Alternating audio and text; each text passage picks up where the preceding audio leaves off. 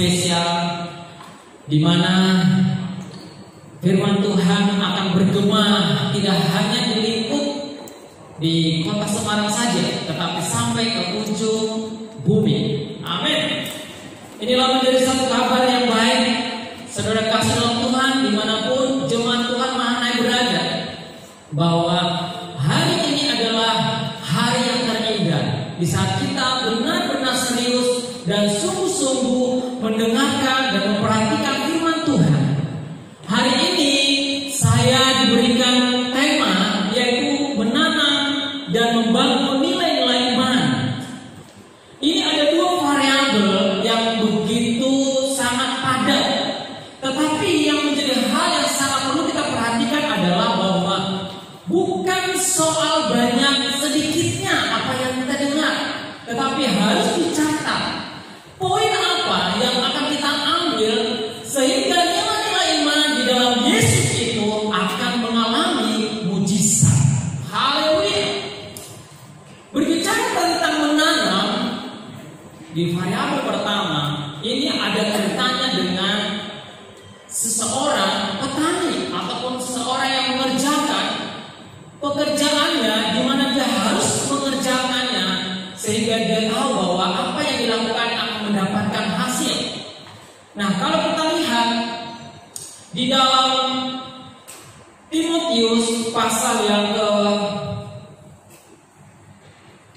2 Timotius pasal 2 ayat 6, firman Tuhan berkata demikian: seorang petani yang bekerja keras haruslah yang pertama menikmati hasil usahanya. Kenapa kita lihat bahwa ayat ini seakan-akan petani itu tidak mengalami proses? Karena memang seorang petani itu bukan sembarangan. Karena mereka harus tahu apa yang mereka tanam, apa yang mereka kerjakan, sehingga itu nanti akan mendapatkan hasil yang memuaskan. Saudara kasih dalam Tuhan, kalau kita belajar tentang bagaimana seorang petani dalam berusaha, mereka harus peka dengan namanya musim. Tidak seperti kalau kita untuk usaha toko ataupun usaha yang lain, dalam satu hari, dalam satu bulan, dalam 2 bulan kita mendapatkan hasil. Tetapi seorang petani, dia harus mengerjakannya sesuai pada musimnya. Artinya adalah mereka harus tepat pada waktu yang harus mereka kerjakan. Jadi kalau mereka kelewatan, maka mereka akan kehilangan kesempatan itu. Saudara kasih dalam Tuhan, kita lihat juga ayat selanjutnya dikatakan dalam Markus pasal 4 ayat 8 sampai 9, demikian firman Tuhan. Dan sebagian jatuh di tanah yang baik, yang tumbuh dengan subur, yang berbuah hasilnya ada yang 30 kali lipat, ada yang 60 kali lipat, dan ada yang 100 kali lipat. Dan katanya siapa yang punya telinga untuk mendengar, hendaklah ia mendengar. Saudara kasih, sebenarnya ada ayat sebelumnya yang mau menekankan tentang nilai-nilai yang didapat seorang petani di dalam setiap usaha dalam pekerjaannya. Kita akan lihat di dalam tadi Markus pasal yang ke-4 mulai dari ayat yang ke-3, demikian firman Tuhan. Dengarlah, adalah seorang penabur keluar untuk menabur. Pada waktu ia menabur, sebagian benih jatuh di pinggir jalan. Lalu datanglah burung dan memakannya sampai habis. Sebagian jatuh di tanah yang berbatu-batu, yang tidak banyak tanahnya. Lalu benih itu pun segera tumbuh karena tanahnya tipis. Tetapi sesudah matahari terbit, lainlah ia menjadi kering karena tidak berakar. Sebagian lagi jatuh di tengah semak gurih, lalu makin besarlah semak itu dan menghempitnya sampai mati sehingga ia tidak berbuah. Dan sebagian jatuh di tanah yang baik, ia tumbuh dengan subur. Ia berbuah, hasilnya ada yang 30 kali lipat, dan 60 kali lipat, dan 100 kali lipat. Saudara kasih dalam Tuhan, kenapa ayat ini saya ambil? Karena ini berbicara tentang bagaimana seseorang yang menanam benih.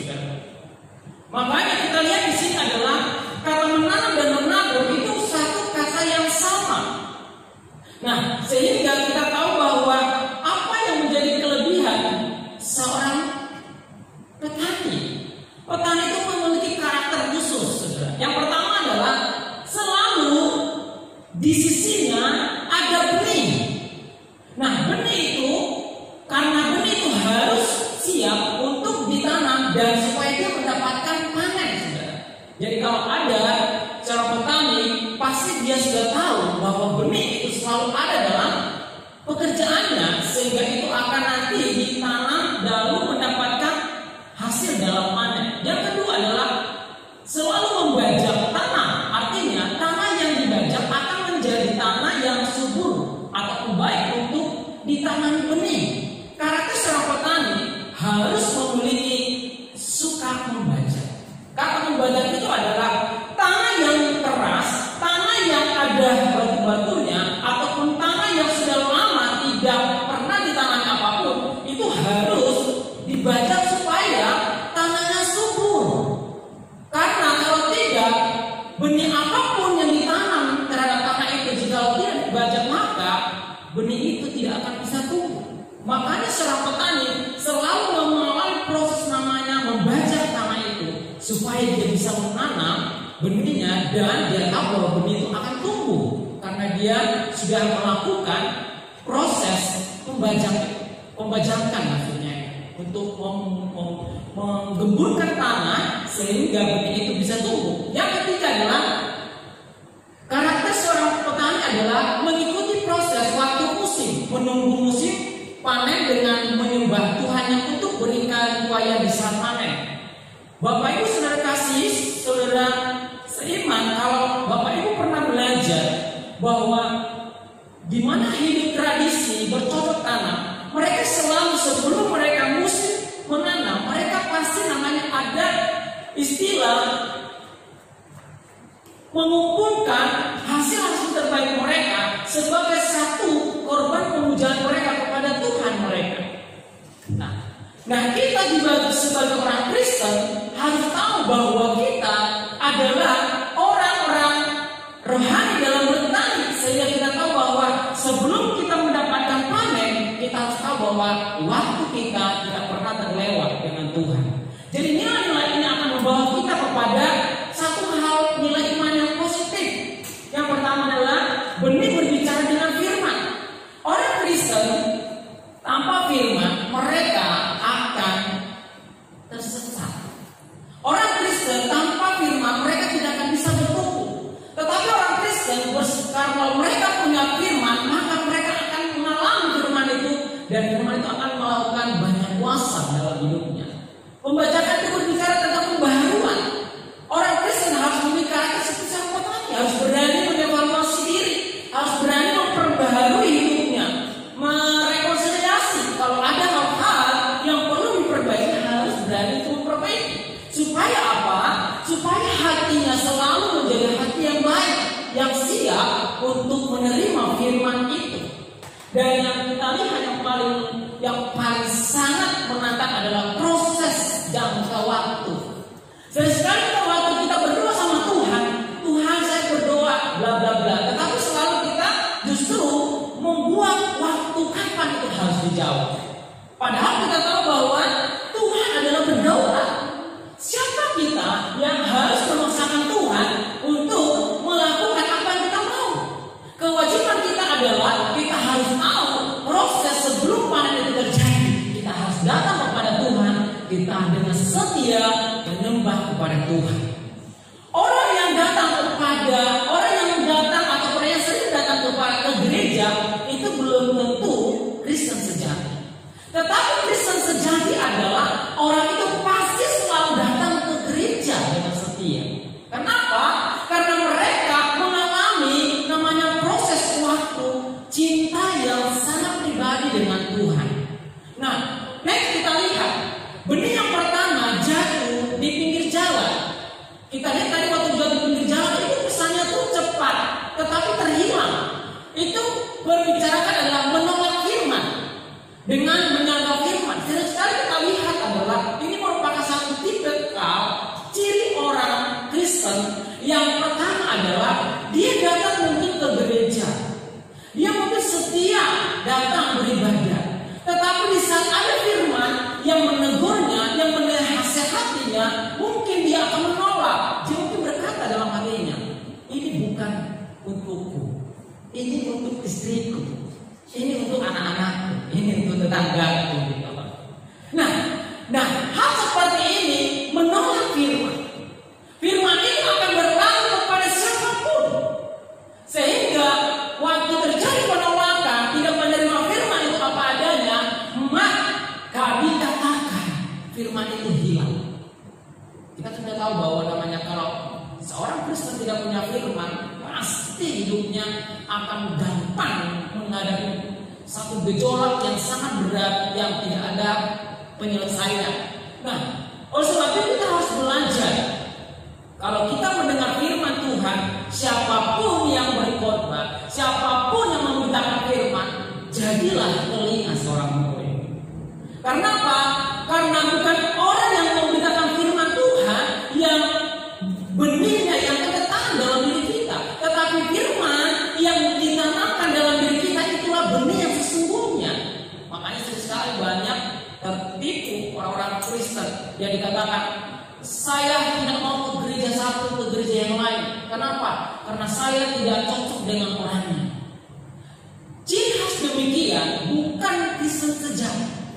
Kristen sejati harus berani menerima firman apapun resikonya. Karena itu adalah proses pendewasaan, seperti karakter seorang petani. Walaupun dia tidak tahu begitu panjangnya waktu ada panen itu harus muncul per 3 bulan, 3 kali dalam setahun, atau panen 1 kali dalam 4 bulan, tetapi dia tetap setia melakukan apa yang menjadi kewajiban dan tugasnya. Tidak pernah dia mengeluh. Nah, dia tetap menerima proses itu. Yang kedua adalah benih yang jatuh di tanah yang berbatu batu. Ini berbicara tentang luka hati lalu. Setelah ditelusuri manusia, waktu manusia jatuh dalam dosa Adam dan Hawa, semua sudah punya latar belakang yang gelap. Tidak ada manusia yang sempurna. Sehingga kalau kita tidak hati-hati, kita bisa masa depan kita terhambat, masa depan kita tidak mencapai kepada apa yang kita harapkan karena masa lalu kita belum terselesaikan dengan persoalan-persoalan dalam diri kita. Contohnya misalnya dalam pekerjaan, dalam kuliah, dalam teman pelayanan. Sering sekali kita menyepelekan bahwa wah gak apa-apa, paling biasa candaan. Tapi kita tidak menyadari bahwa sering sekali kata-kata yang kita simpan itu yang membuat hati kita terluka. Kalau kita tidak ada pengampunan, kalau kita tidak ada melepaskan pengampunan, maka suatu ketika itu akan menjadi satu masalah yang berat, masalah yang besar. Jadi kalau kita mau melihat masa depan, harus selesaikan masalah-masalah hati yang terluka. Bisa terluka terhadap pasangan suami istri, bisa terluka terhadap rekan kerja, bisa terluka kepada siapapun. Sehingga kita kadang-kadang sulit untuk melangkah, ataupun kadang kita waktu kita mau maju, kita dihantui dengan rasa tidak mampu.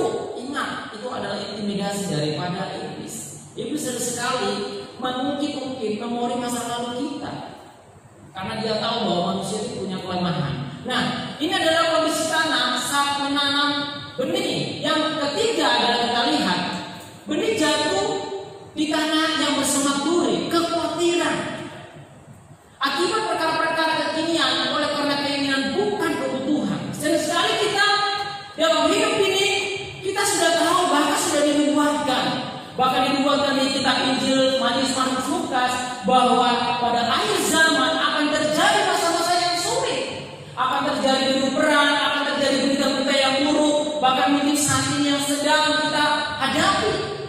Menurut orang itu adalah satu penyakit ataupun satu keadaan yang sangat mematikan. Tetapi saya katakan, orang percaya harus punya keyakinan bahwa itu bukan berita baru. Orang-orang yang percaya di masa mana mereka akan mengalami masa-masa berat itu, tetapi mereka yang punya mantra di dalam mereka akan selamat daripada itu. Sehingga kita tidak perlu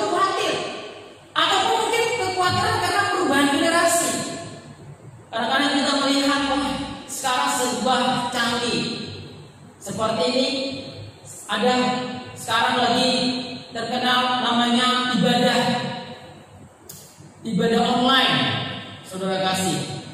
Ibadah online itu, sesuatu yang tidak mungkin. Bahkan banyak di teman-teman hamba Tuhan di tingkat wilayah, baik di tingkat nasional, berkata waktu diumumkan dari begini, bagaimana ini? Kalau mungkin yang di kota ada apa ibadah online, tetapi bagaimana yang di desa? Tapi saya percaya Tuhan pasti kasih hikmat, karena ini adalah anjuran dari pemerintah. Kita juga harus tahu mana kekhawatiran. Apa yang menjadi kekhawatiran kita? Kadang-kadang di saat kekhawatiran itu menguasai kita, ketakutan itu menguasai kita, kita tidak menyadari bahwa sebenarnya ada Yesus lebih besar dari masalah kita. Amin. Ada Yesus lebih besar dari persoalan kita. Tetapi karena kekhawatiran itu sudah menghantui kita, malah justru kita sudah mengalami kegagalan belum melangkah. Apalagi hari-hari ini berita-berita virus corona ini sedang naik daun, ya. Familiar, jadi ceritanya jadi trending. Padahal saya melihat satu pengakuan dari ahli dari virus itu sendiri, katakan bahwa sebenarnya virus ini bukan sesuatu hal yang menakutkan. Itu hampir sama seperti virus-virus yang lain. Cuma ini kodenya kode baru, temunya di Cina, negara Yuan, di kota Yuan, namanya COVID-19. Tetapi sebenarnya itu sama, proses sama seperti sakit virus yang lain. Cuma dia lebih sensitif. Tetapi dikatakan ada hal yang manusia harus tahu. Di dalam diri manusia itu sebenarnya Tuhan sudah ciptakan kekebalan tubuh. Jadi sebenarnya virus apapun yang ada dalam diri kita, kalau kita tidak lemah, kalau kita tidak perlu khawatir, kekebalan tubuh dalam diri kita itu akan menyangkal virus ini. Tetapi kalau kita sudah kalah sebelum melangkah, ya mungkin itu akan menjadi kejadian yang sangat memprihatinkan. Kekhawatiran. Jadi kekhawatiran itu bisa mengalahkan iman kita. Tetapi saya katakan firman Tuhan lebih berkuasa, lebih dahsyat mengalahkan kekhawatiran kita. Amin. Haleluya. Nah, kita lihat benih yang jatuh di tanah yang subur itu berbicara tentang fokus. Fokus 100%. Fokus 100% itu adalah mencurahkan perhatian kepada apa yang kita lakukan. Kalau berdoa, rajinlah berusaha sampai berhasil. Kalau berdoa ya fokus berdoa. Kalau beribadah ya fokus beribadah. Kalau bekerja ya fokus bekerja. Maka dikatakan akan mendapatkan 30, 60, 100 kali lipat. Nah, ini adalah satu di mana benih itu di saat diterima dengan benar dalam tanah hati yang tepat, maka dikatakan akan menghasilkan bahkan 100 kali lipat. Haleluya. Jadi fokus itu harus terjadi bagi setiap orang percaya. Tidak boleh ragu-ragu. Kalau melayani ya melayani. Melayani sungguh-sungguh, jangan setengah-tengah. Kalau memang gak yakin, ya berkatakan bahwa kamu belum siap. Jangan berkata iya, berkata tidak. Karena jika demikian, maka tanah hati kita tidak bisa ditanami benih firman, sehingga itu tidak akan bisa menghasilkan buah yang baik. Seperti dikatakan bahwa seorang petani, seorang penabur, dia mengharapkan hasilnya akan dinikmati dengan panen yang memuaskan. Jadi kalau kita tahu bahwa sesuatu yang kita kerjakan itu, maka kita kerjakanlah dengan fokus dan serius.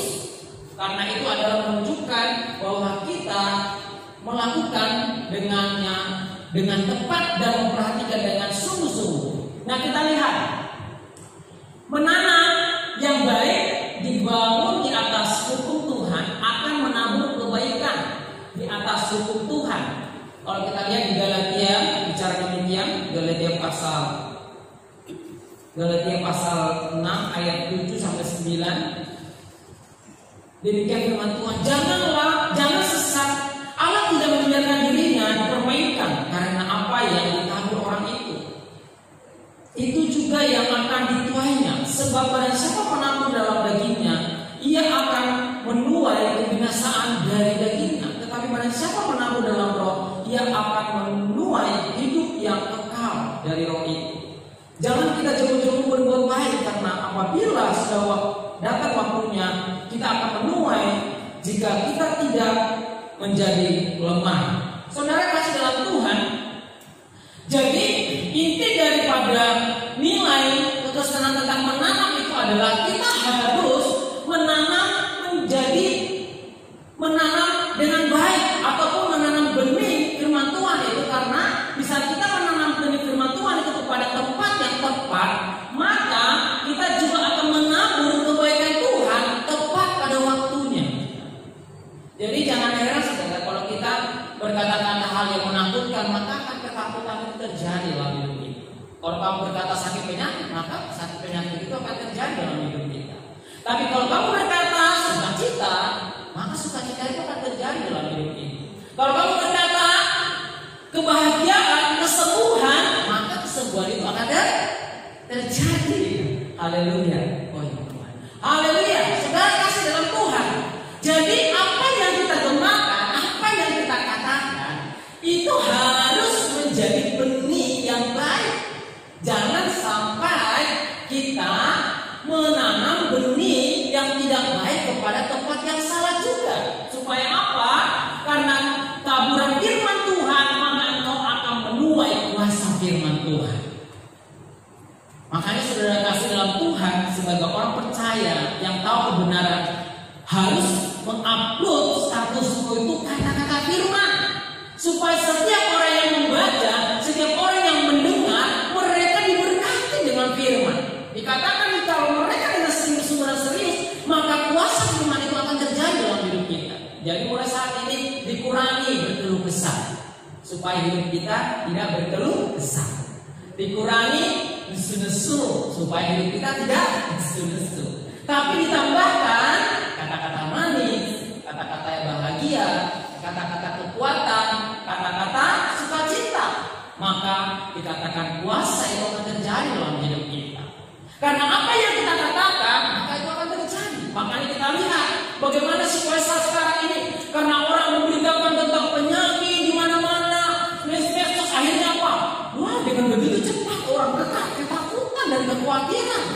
Bayangkan, baru terjadi di negara Cina, belum ada 1 bulan, sudah langsung banyak peraturan-peraturan menakutkan. Tetapi sebenarnya kalau itu dibahas dengan orang yang tepat dan kata-kata yang bijak, mungkin orang akan menanggapinya tenang dan nyaman. Tetapi karena orang yang mengekspos itu adalah dengan ketakutan, seakan-akan menabur dengan kematian, akhirnya orang juga jadi ketakutan. Maaf kata, orang yang mau ke gereja juga kadang bisa jadi takut.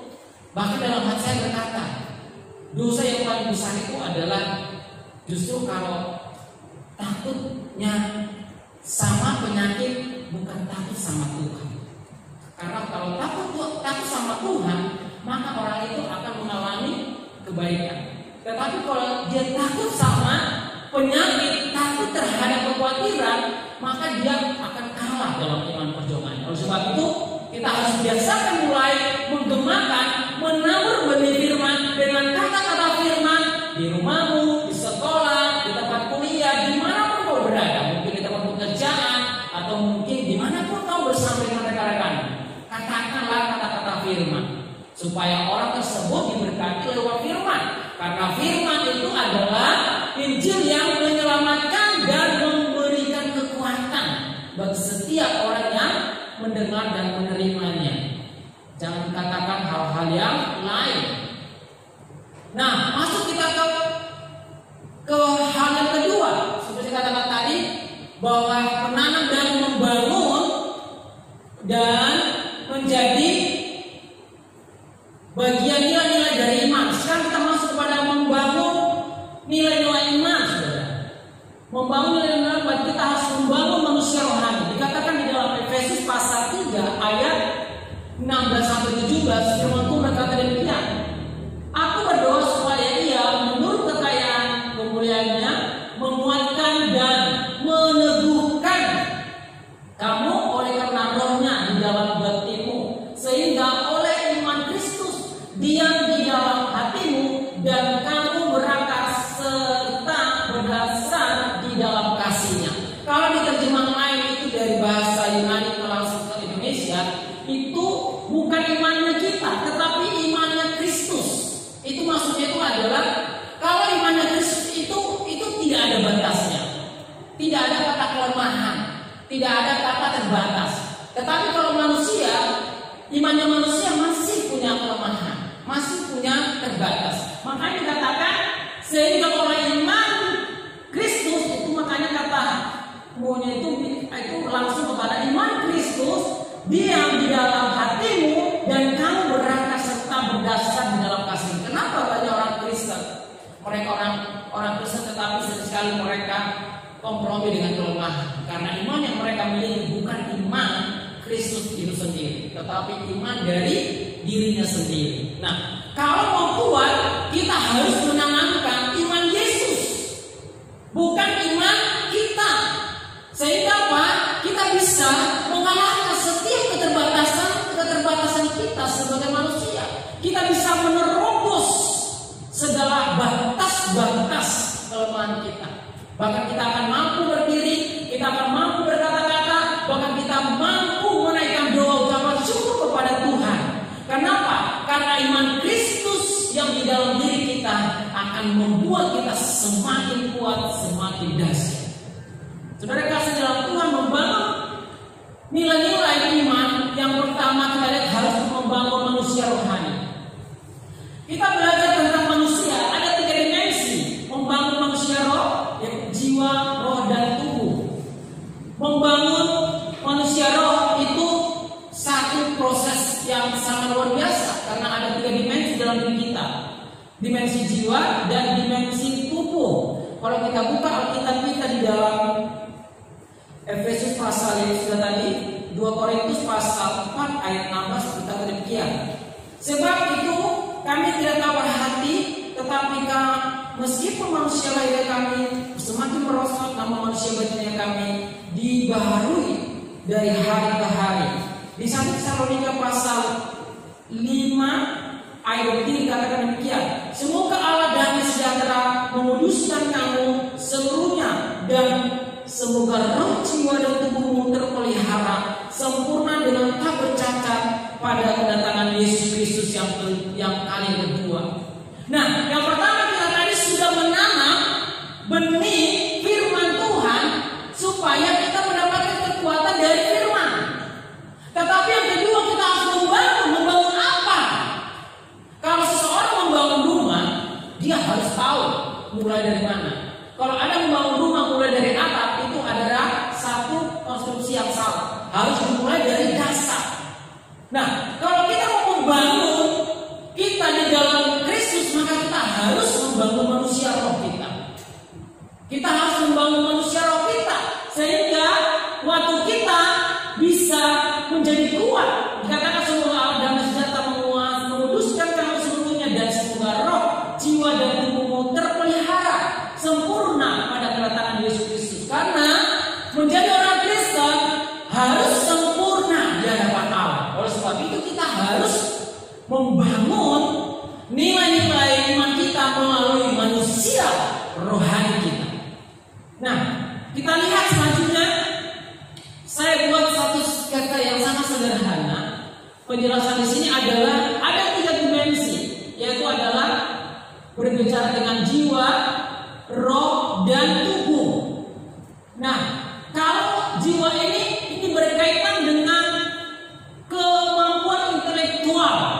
Jadi kalau seseorang ingin belajar itu bagus, supaya jiwanya semakin tajam dan semakin cerdas. Dan kita lihat bahwa jiwa itu berbicara tentang pikiran, hiburan, dan kehendak bebas. Itu berbicara dengan berbesar itu adalah mengenal diri kita. Makanya kita lihat orang kalau sudah sakit jiwa, biasanya dia tidak tahu dirinya siapa. Pernah mendengar atau pernah bertemu di tengah jalan berkata, siapa aku? Nah, itu biasanya kalau gitu berarti dia sakit jiwa. Dia tidak tahu siapa dirinya. Jadi jiwa itu dimensi kekuatan mengenal diri kita. Jadi saya percaya orang-orang yang di dalam Tuhan, mengenal dirinya, tahu namanya, tahu apa yang dia lakukan, tahu bahwa dia adalah ciptaan Tuhan. Nah, di dalam jiwa itu ada satu keinginan bebas, dan itu diberikan Tuhan kepada manusia. Kita masuk kepada tubuh. Di dalam tubuh itu adalah perasa, mencium, mendengar, dan melihat. Ini lembaga keterkaitan kepada lingkungan ataupun mengenal alam di sekitarnya, ataupun sosiologi, ataupun ilmu yang mengetahui tentang lingkungan. Ini memang sangat bagus. Makanya saudara kasih, di zaman sekarang kalau dia mau menjadi terkenal, biasanya itu akan juga menaikkan bagaimana dia itu merawat tubuhnya. Dia harus mulai mencium parfum yang mahal, wangi, ya. Terus merasakan yang adem, terus melihat yang enak-enak. Itu tingkatan-tingkatan tubuh. Bahkan katakan dia ingin sekali dikenal lingkungannya. Itulah kebutuhan daripada tubuh. Tetapi roh sangat berbeda. Roh itu adalah satu tempat diberikan Allah kepada manusia untuk tempat berkomunikasi, membangun hubungan bersama dengan umatnya. Tanda kutip di dalam Yesus. Hubungan dengan Tuhan, keterkaitan dengan Tuhan itu adalah berbicara dengan roh. Ada intuisi, ada hati nurani, ada persekutuan, berbicara tentang mengenal Allah. Jadi kalau sudah berbicara roh, itu adalah berbicara tentang mengenal Allah.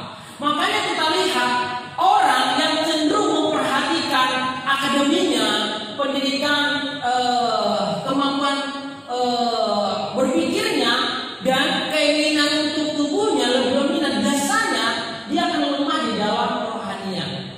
Dia akan lemah di dalam sensitifnya dengan Tuhan. Dia akan lemah di dalam persekutuan.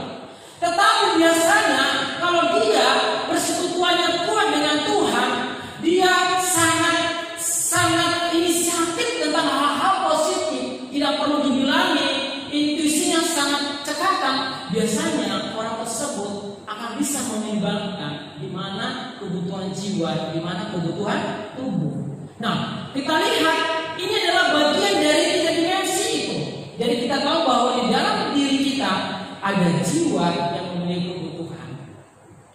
Kalau binatang, dia memang punya jiwa, punya tubuh, tapi tidak punya roh. Makanya tidak pernah dengarkan kucing mau beribadah. Ada pernah dengar anjing mau ke gereja? Kalau nggak diikat di dalam gereja tidak mungkin. Tapi kalau Tuhan, kalau manusia pasti akan mencari namanya ketuhanan. Mereka akan mencari. Kenapa? Di dalam dirinya ada tempat yang Tuhan taruh untuk berkomunikasi, untuk mendiskusikan hal-hal yang ilahi. Makanya kita lihat kalau manusia datang ke gereja itu wajar. Tapi kalau manusia tidak datang ke gereja sudah jadi Kristen, itu tidak wajar lagi. Itu sudah tanda tanya. Makanya saya katakan tadi bahwa datang ke gereja belum tentu menjadi Kristen sejati. Tetapi orang menjadi Kristen sejati pasti datang beribadah. Kenapa? Dia harus mencukupi kebutuhan rohnya, saudara kasih. Saya tidak keberatan kalau orang tertentu misalnya merawat tubuh. Tidak apa-apa, saya rasa normal, butuh penampilan wajar. Saya tidak keberatan orang suka sekolah tinggi dan sebagainya. Kenapa? Itu kebutuhan. Tetapi dengan catatan, jangan sampai kebutuhan rohnya timpang. Karena manusia punya kelebihan, karena justru kebutuhan rohnya yang kuat. Oleh karena itu kita lihat di dalam tiga dimensinya harus kita tahu. Ini harus seimbang. Tidak boleh di antara tiga ini yang paling dominan, terlebih di antara jiwa dan tubuh. Bisa merawat tubuh, bisa kita menyukai hal-hal hiburan. Saya tidak keberatan dengan hal itu. Tetapi kalau itu yang membuat kita malah justru terhalang bersekutu dengan Tuhan, tidak sensitif lagi hal-hal dengan kebaikan,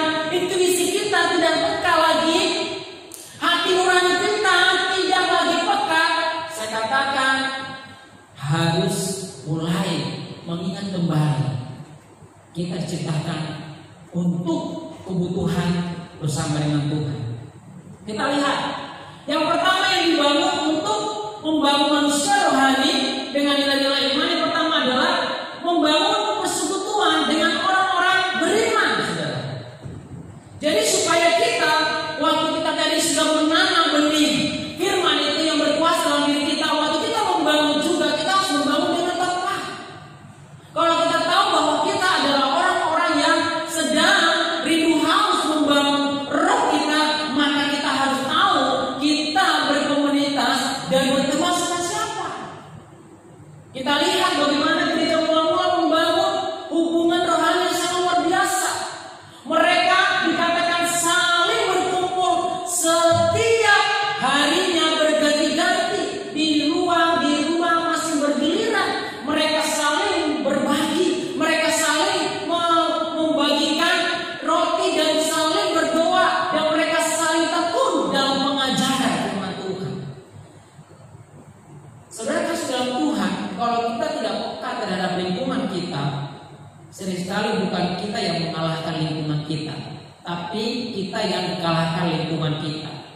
Oleh sebab itu, kita harus tahu dengan siapa saya berkomunikasi, dengan siapa saya sedang berbicara. Kalau kita berkomunikasi dengan orang-orang yang tidak beriman, kita harus tahu batas-batasnya.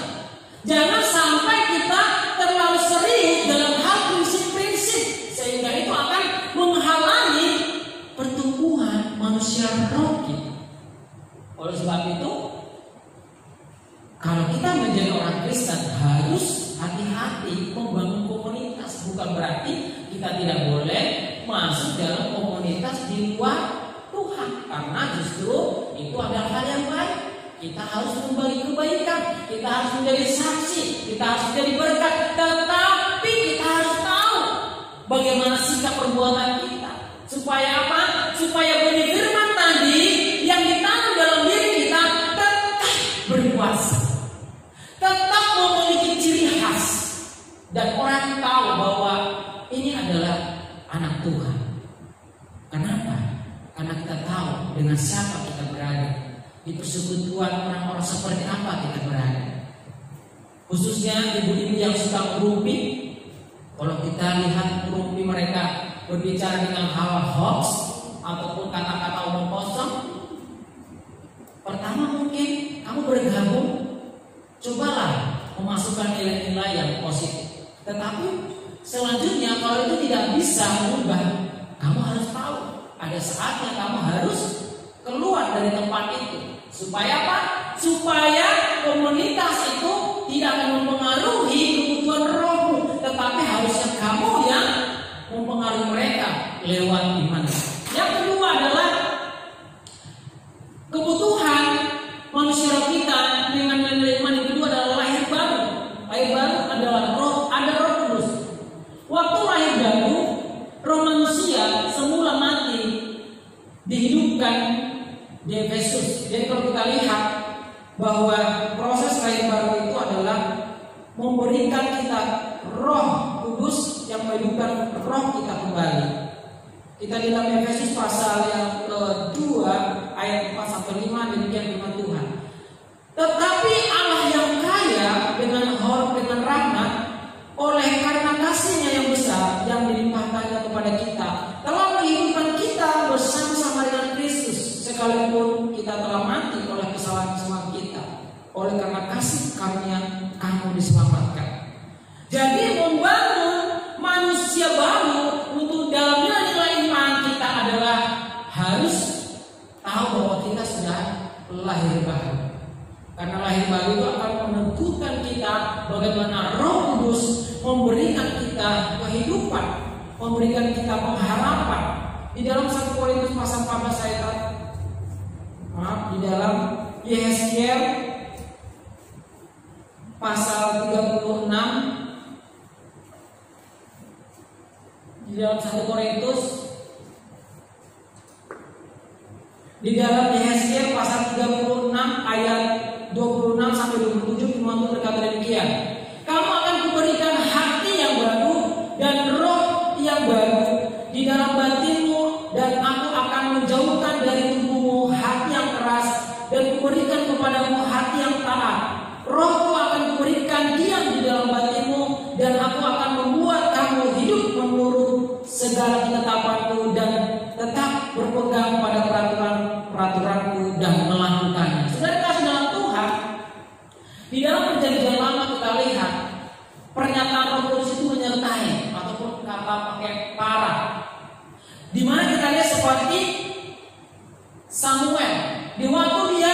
benar-benar tekun dan bersekutu dengan Tuhan, dia diurapi dengan luar biasa. Tetapi saat dia sudah memberontak dengan Tuhan, dikatakan bahwa roh Tuhan meninggalkan Saul. Tapi kita lihat juga di dalam kehidupan Samson, waktu dia dekat dengan Tuhan, maka dia disertai dengan Tuhan, diberikan Roh Kudus dalam hidupnya. Tetapi di saat dia meninggalkan Roh Kudus Tuhan, Roh Kudus juga meninggalkan dia, sehingga kekuatan dia yang dia dapat dari Tuhan itu hilang. Nah, oleh karena itu kita lihat di dalam Perjanjian Baru setelah hari Pentakosta memenuhi gereja Tuhan, Roh Kudus itu berkata ataupun tinggal di dalam orang percaya. Sehingga kita lihat bahwa orang percaya itu diberikan kekuasaan, diberikan kekuatan. Kalau tadi di dalam Yohanes pasal 14 ayat 16 sampai 17, aku akan meminta kepada Bapa dan Dia akan memberikan kepadamu seorang penolong yang lain, supaya Ia menyertai kamu selama-lamanya, yaitu Roh kebenaran. Dunia tidak dapat menerima Dia, sebab dunia tidak melihat Dia dan tidak mengenal Dia, tetapi kamu mengenal Dia, sebab Ia menyertai kamu dan akan diam di dalam kamu. Nah, luar biasanya adalah kalau kita sudah lahir baru, Roh Kudus dalam hidup kita bukan hanya sekadar menyertai, tetapi juga diam di dalam hidup kita. Amin.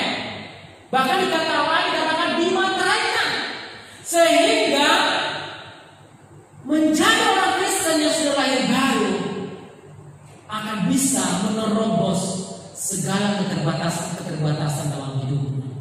Makanya jangan heran kenapa banyak anak-anak Tuhan yang selalu kuat dalam penderitaan, yang selalu bersuka cita dalam masalah.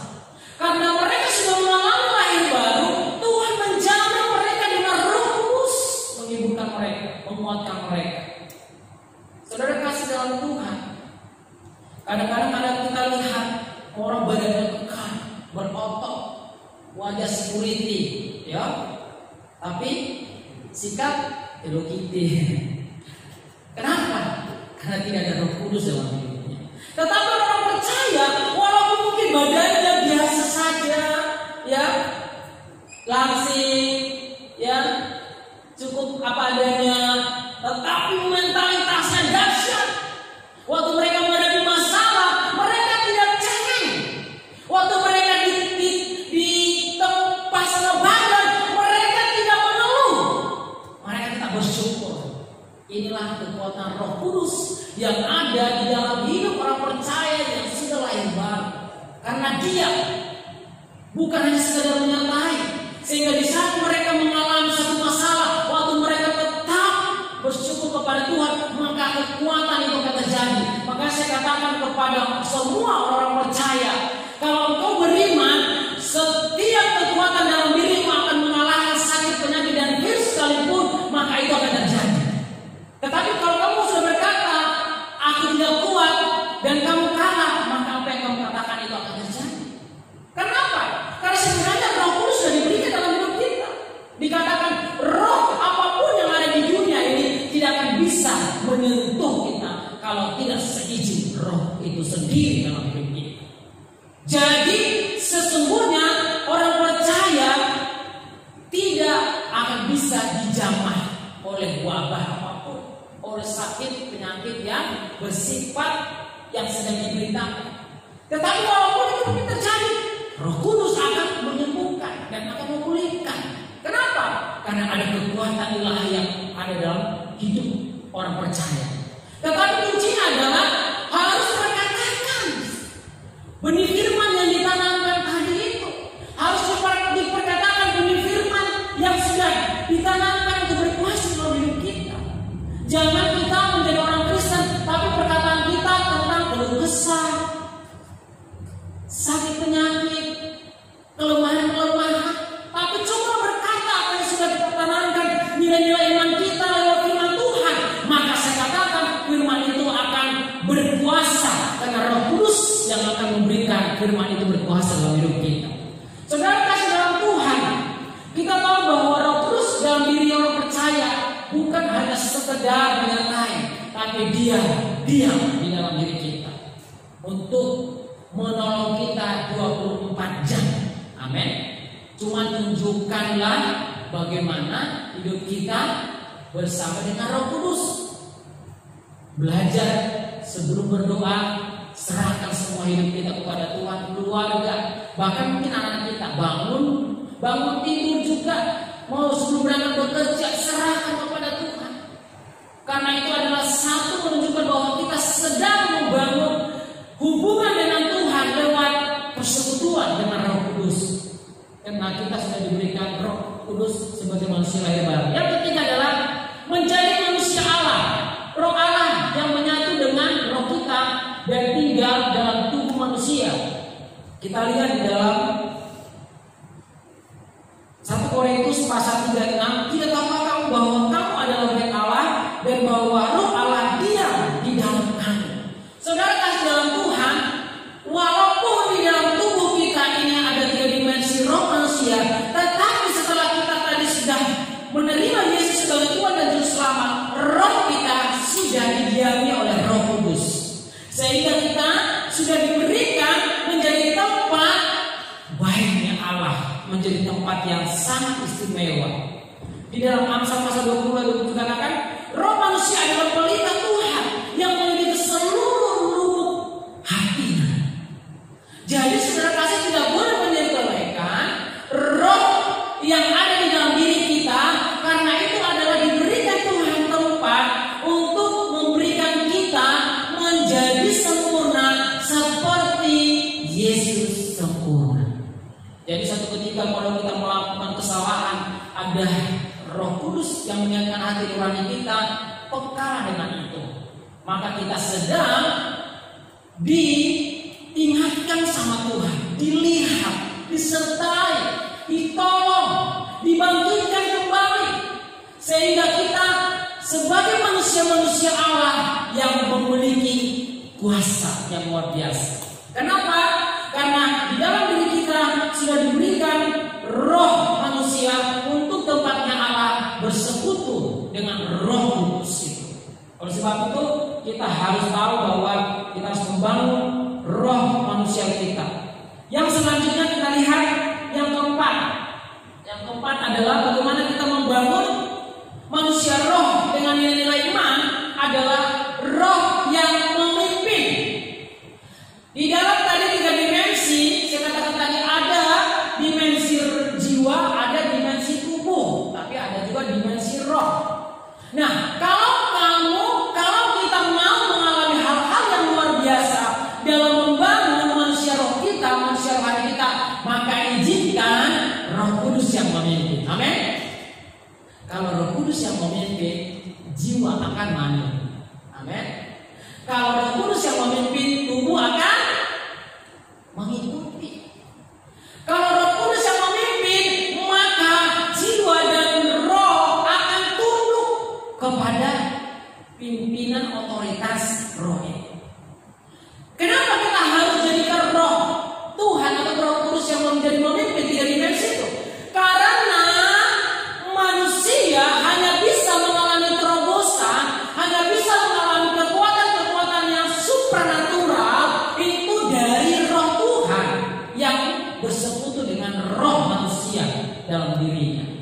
Makanya kalau kita hanya dominan, hiburan, emosi kita yang kita bangun, pengetahuan dunia kita yang kita tingkatkan, kekayaan mencari uang dan harta yang kita bangun, tetapi kita tidak lihat bahwa roh kita sedang kekeringan, roh kita tidak mengalami kebutuhan, tidak mendapatkan kebutuhannya, tidak ada persekutuan, tidak diberikan otoritas memimpin. Akhirnya apa yang terjadi?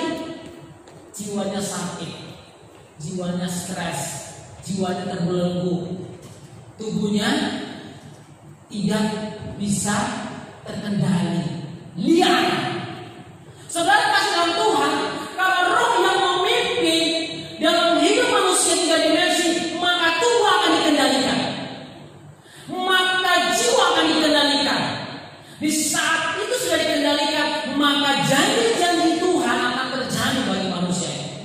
Tetapi kalau jiwanya yang menjadi otoritas, hanya kecenderungannya hiburan, hanya kecenderungannya cari sensasi, hanya kecenderungannya cuma mencari kenikmatan, maka kita lihat rohnya tidak mendapatkan kebutuhan, maka jiwanya lama-lama akan mengalami kekosongan. Suatu ketika dia akan hampa, dia akan stres, dia akan depresi, dia akan lihat bahwa tidak ada di dunia ini yang terbaik. Tetapi di saat roh memimpin, maka dia akan mengarahkan kita kepada pengalaman-pengalaman pribadi bersama dengan Tuhan.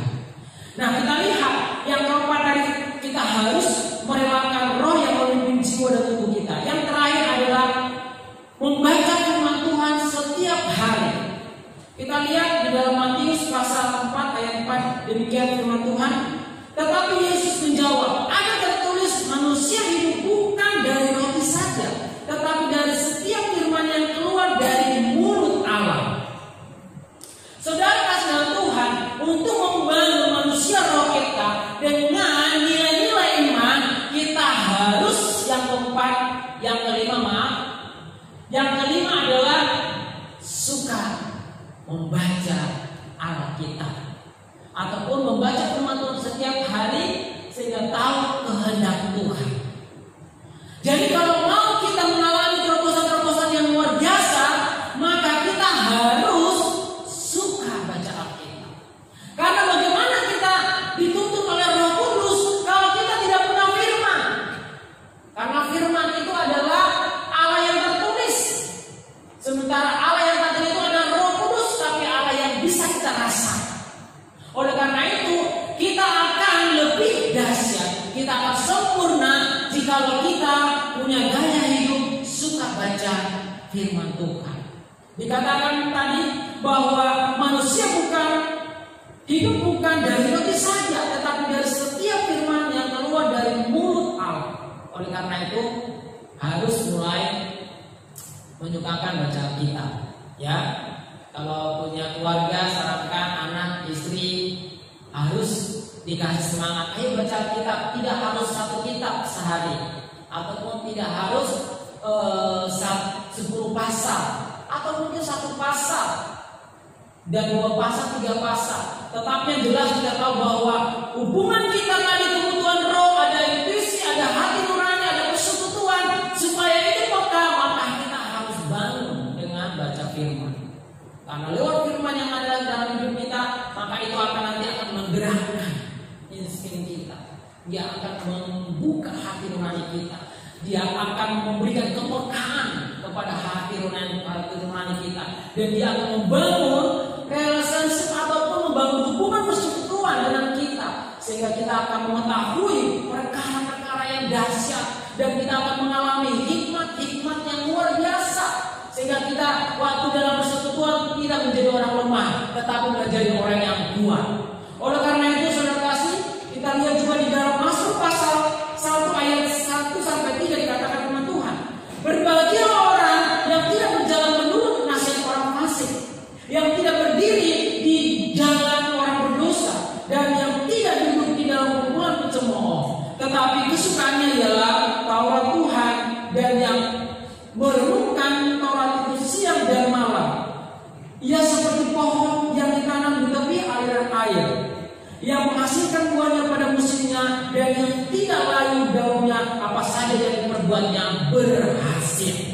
Ternyata sudah kasih dalam Tuhan, membaca firman Tuhan, menghidupi firman Tuhan, bukan hanya sekedar mengenal Tuhan, tetapi juga menyangkut tentang kunci keberhasilan.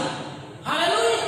Oleh karena itu, mulai dari sekarang untuk membangun manusia roh kita dengan nilai-nilai kekristenan atau nilai iman, seperti yang kelima, yang terakhir adalah harus mulai suka membaca Alkitab, merenungkan firman Tuhan, melakukan firman Tuhan, dan tidak hanya mengenal Tuhan, tetapi katakan dia akan memberikan rahasia kunci